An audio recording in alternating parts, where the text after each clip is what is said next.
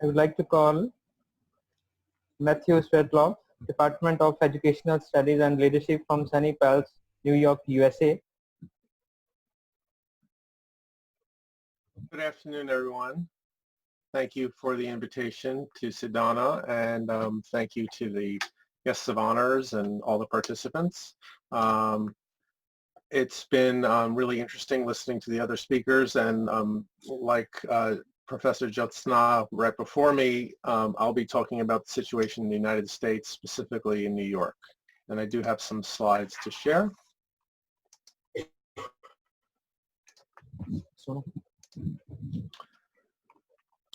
So I took a little bit of a different approach. I think actually will be helpful because there's a lot from our guest of honors about the causes of this pandemic and how it has impacted higher education in terms of instruction and online learning and finances. My approach is really to talk a little bit about the student perspectives and how students have responded at the campus where I work. Just to give you a little context, the school that where I'm employed is the State University of New York at New Paltz. New Paltz is in New York State, and it's about 90 minutes north of Manhattan by car. And so it's a suburban community. It's the SUNY system. SUNY stands for the State University of New York, is the largest public university system in the United States, very similar to the California system that we just heard about in terms of how many students are served, 64 campuses. SUNY includes colleges and universities and so forth. So the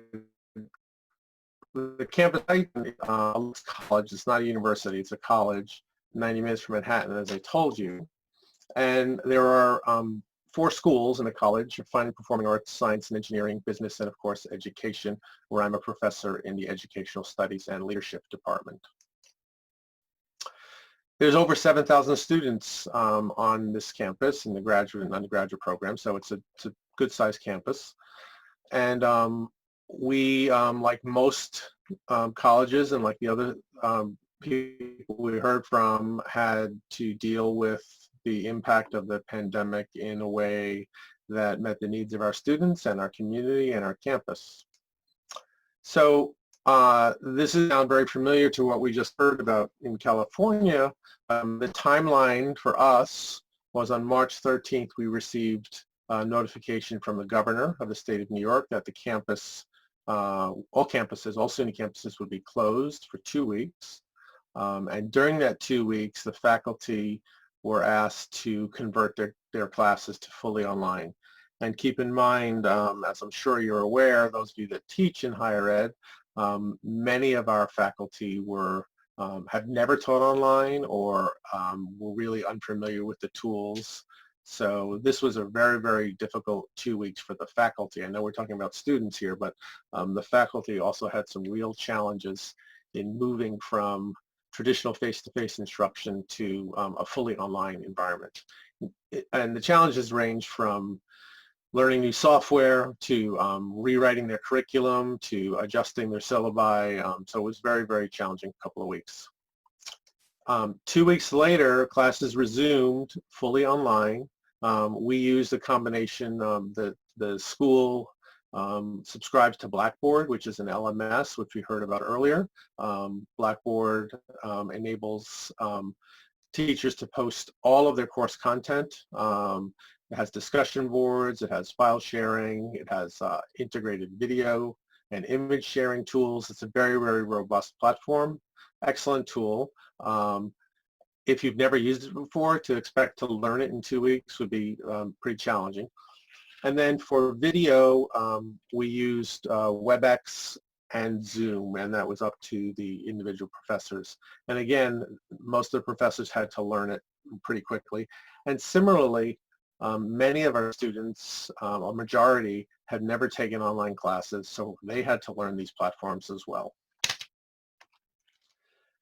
So March 30th, classes started online. 1 week later, the student government, and I'm not sure about the situation, how things are configured in India, but it's typical in an American university to have a student government, which is representatives from the student body that offer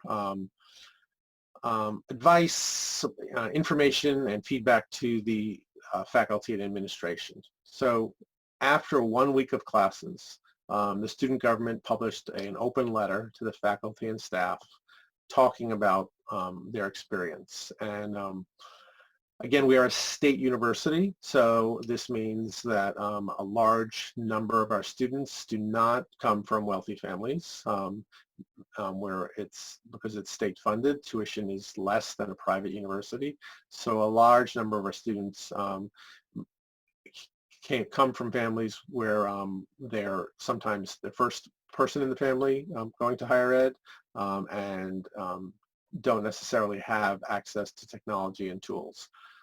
So the rest of this presentation, I thought it would be really interesting, rather than for myself to tell you what I think students were experiencing, is to share what they said. And they wrote a very, very eloquent and very, very compelling letter to the faculty and staff on April 5th. So after the 3 weeks after the March 13th campus closing. And the rest of this presentation, I'm going to share some of the key points of that. I'm just going to escape out of this to get rid of that highlighting. 1 second.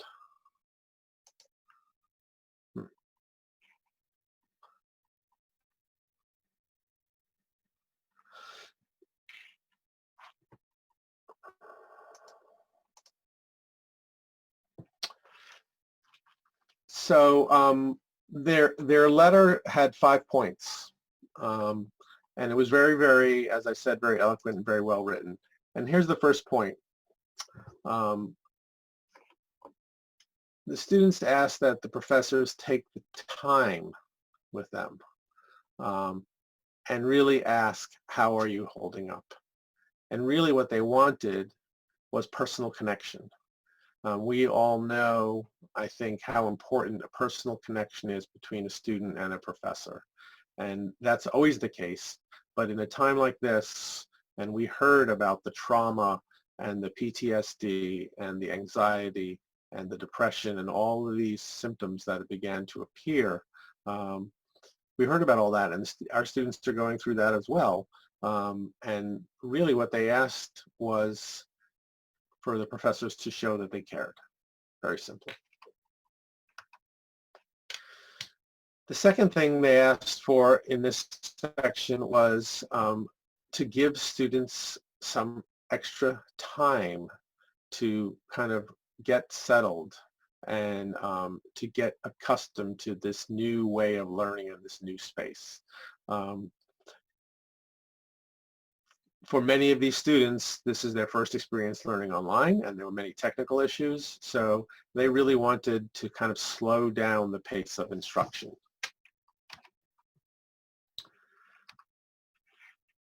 The next point that they made was that they asked for learning opportunities that offer connection and community. And again, we know how important connection and community is in a learning process. And it's very difficult, as we all know from the last couple of months of using Zoom, it's very difficult to have connection and community in this arena. And students really missed that, and they really wanted that, and they asked for professors to come up with creative ways to do that. And we heard, from professor right before me about breakout rooms, and that's a great tool in Zoom and in the other platforms. It's a great way to create connection and community by putting students together into smaller groups and fostering discussion. So isolation is really one of the symptoms that we learned about, and for many of these students who also do work, coming to class is a time to connect with their friends and with their professors, and they did not want to lose that. They really wanted to make sure that they could stay connected and still have their classroom community.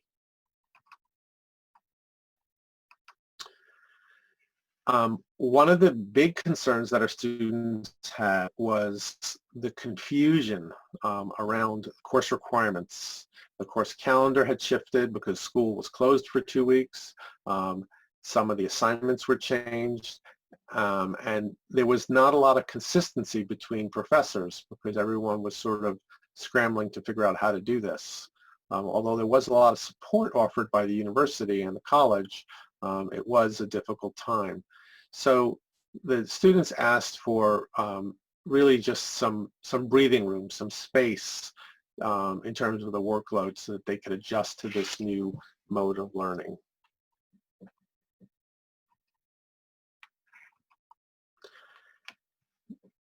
The students asked for flexibility, and as I said, many of them were online for the first time, and they really just wanted to have some forgiveness as they were learning this new tool, and also to have time to understand these new directions and these new instructions because it was very challenging.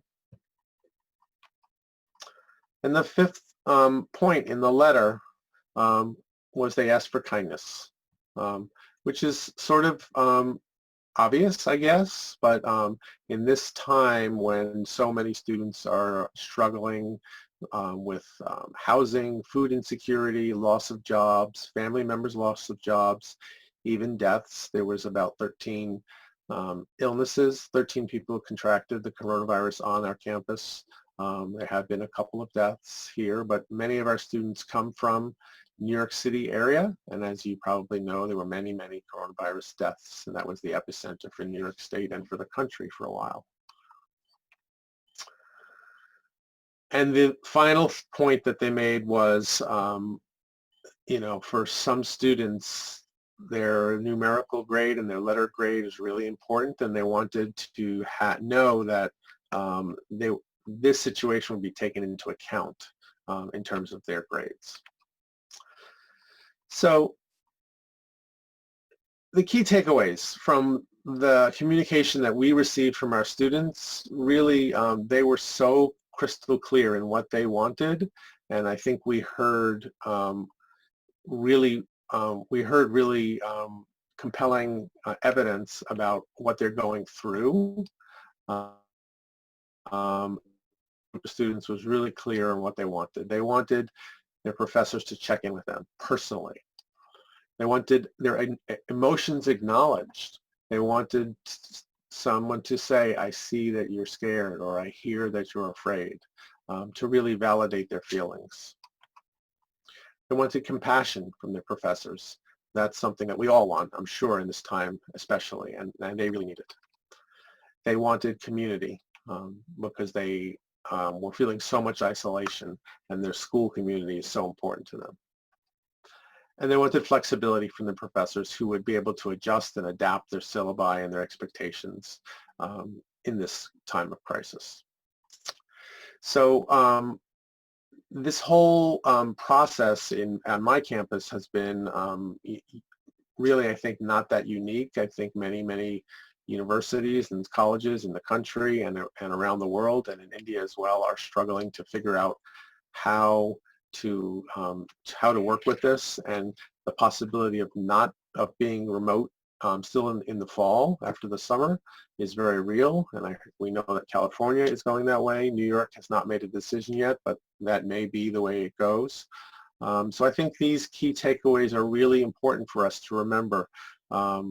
You know, we are here to teach content and to provide degrees and education, but these pieces really are so important in terms of students being able to learn. So thank you so much for your attention and for this opportunity to speak, and I will stop sharing.